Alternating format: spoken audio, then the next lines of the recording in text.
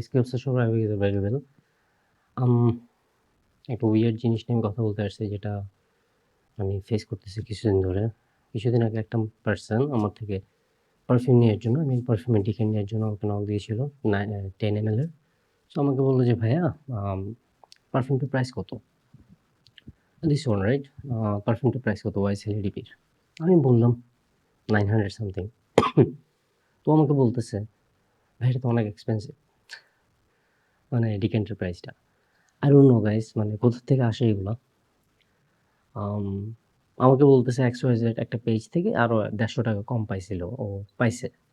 তো আমার কাছে কথা হইলো যে, আপনি ৳১৫০ কম পাওয়ার পর কি আরো ৳১৫০ অথবা ৳১০০ কমানোর জন্য অন্যান্য পেজে নক দিচ্ছেন? It's weird.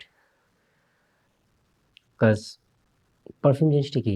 ভালোবাসার জিনিস। লাইক মানুষগুলো ভালোবাসার জিনিসের সাথে, অথবা আপনি আপনার ফ্রেন্ড সার্কেলের সাথে অথবা আপনার পার্টনারের সাথে ঘুরতে যাওয়ার টাইমে কি চিন্তা করেন ৳২০০ বাঁচলে আমরা উইন হব? দেন why you guys have to think, মানে পারফিউম কেনার টাইমে যে ৳১০০ কমাইলে অথবা ৳৫০০ কমাইলে আমরা জিতবো। ঠিক আছে, আপনারা জাস্টিফাই করবেন, আপনাদের রাইটস আছে। বাট জিতা হারার প্রশ্ন না এখানে ভাই। আমার কাছে এটা খারাপ লাগে, কজ আমি পারফিউম লাভার। আমি এমনও পারফিউম আছে অনেক দাম দিয়ে নিছি, এমনও পারফিউম আছে। That doesn't matter. Matter is আপনার ইউজ করে ভালো লাগতেছে, আপনার পারফিউমটা আপনার ভালো লাগতেছে, অথবা আপনি ডিক্যানটা নিয়ে আপনার ভালো লাগছে, that's it. Good to go.